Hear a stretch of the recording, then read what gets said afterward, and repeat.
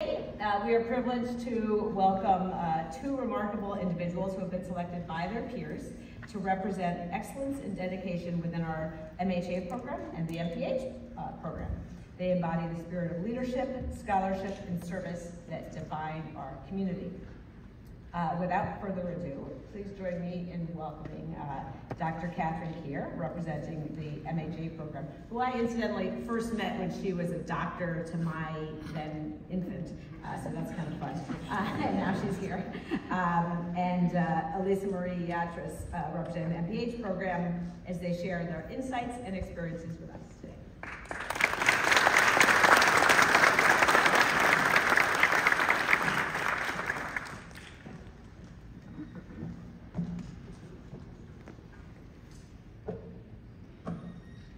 Thank God there's a steps too.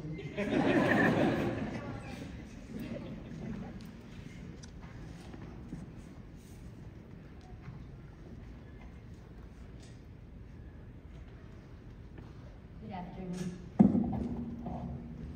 Dr. Carolyn Milana, my chair, Professor Lisa Ben-Scott, Professor Ernest Conforti, Professor Norman Edelman, my first dean in the medical school, to all professors and preceptors in our respective programs. My preceptors really tried to be here today, Michelle Rossetti, of course, Professor Susan Somerville, whose passion for teaching is palpable from day one. To the program of public health staff, we love you. Beloved families and friends, to all the alumni and graduates who came to celebrate with us today, and to all the graduating class, especially to my fellow Master of Health Administration classmates. Here we are. First, my deepest gratitude to my classmates for allowing me to be the commencement speaker today. This means the world to me. I think it's respect for the elderly. Our class shows me the oldest graduating member. Well, you probably heard of the news of a 96-year-old woman graduating from her college degree in New York. The message here, never stop learning. Well, I'm not that old. But it took close to 60 years for me to finally feel I deserve what I worked for. The world kept telling me I am not worthy enough. It was not until towards the end of my 4 years in the program that I had a trigger. And it came so sudden, I found myself feeling the very moment when my world was crushed. When I was a little girl, I felt a flashback holding me on. I'm holding on so tight with my arms circled around my mother, and I just let it all out.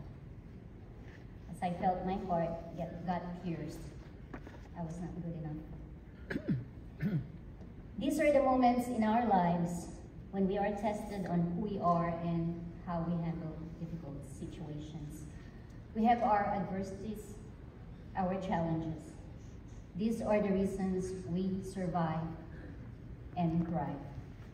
We must give ourselves credit, and we must all be proud of ourselves, especially today, our graduation day. Classmates, let us not second guess ourselves. We are who we are. Don't try to be like anyone else, because they are already taken. But we must also realize that we have many versions of ourselves, and we must love and embrace every version from then till now. For we allowed ourselves to be vulnerable, to be uncomfortable, and as Professor Somerville said, we allowed ourselves to grow. Standing in front of you today, what message would I want to convey? I have my favorites of inspirational life lessons and power books, and I love quotes that I shared with you through discussion posts and papers. Today I'm keeping it simple. The 4 Agreements by Don Miguel Ruiz. Be impeccable with your words, even with your actions. Do not take anything personally. Do not make assumptions. Always do your best.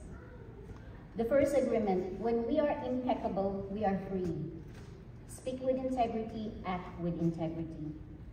We should not speak just to hear and validate ourselves. More so, when we refrain from speaking just to hear ourselves, we allow ourselves to hear others. We listen more with intent and to understand. The second agreement, don't take it personally.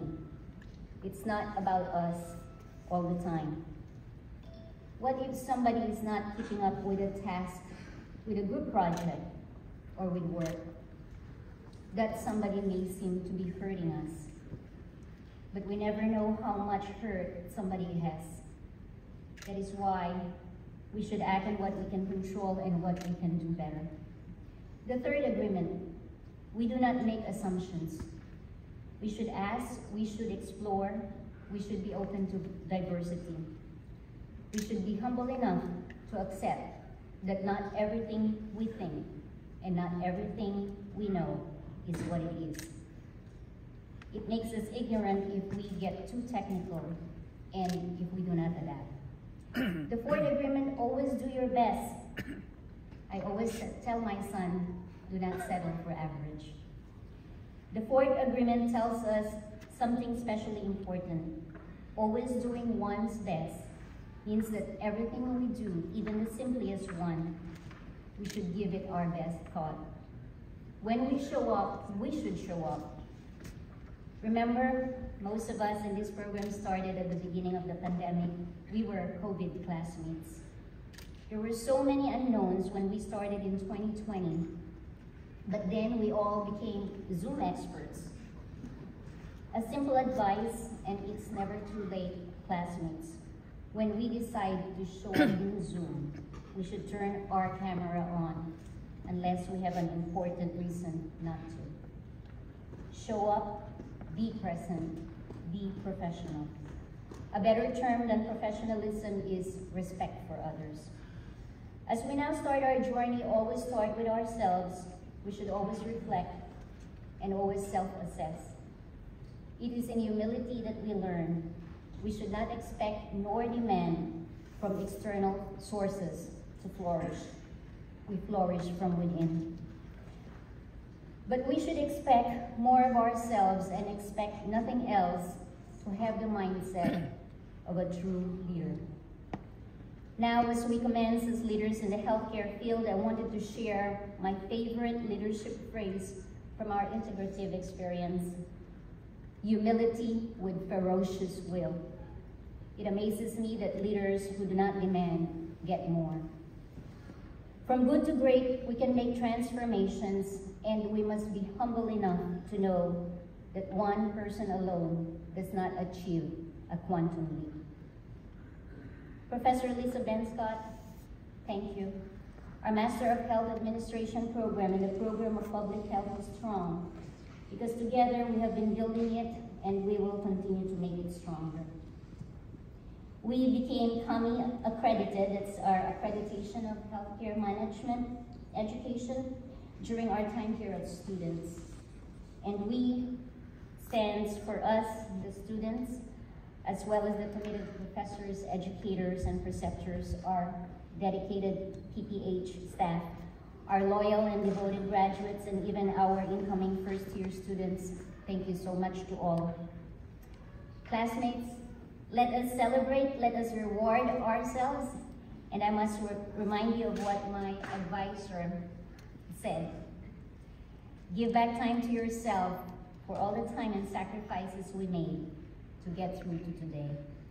To our families, significant others, and our friends, we could have not been so thankful for all your support through our years in this program. Today is an incredibly special day to express our gratitude, and you know that we appreciate you every single day. To John and Eric, thank you so much, and I love you both. And lastly, to all the graduating class, especially to all of us MHA graduates, We are so overwhelmed with joy and love because we found family and community among each other. We counted the years, and unbelievably, the future healthcare leaders are now here, us. To Yi, our top-notch TA, to Ben, Lucy, Melanie, Jason, Omar, Josephine, Lara, Evelyn, Melissa M, Kavita, Haley, Alisa, Jessica, Glenn, Caitlin Chang, Angela, Shireen, Charmaine, Naya, Ciara, Sadia, Caroline, Michelle, Melissa G. Anthony, and of course my BFF in this program, Caitlin Ryan. We made it. Congratulations to all and all the best.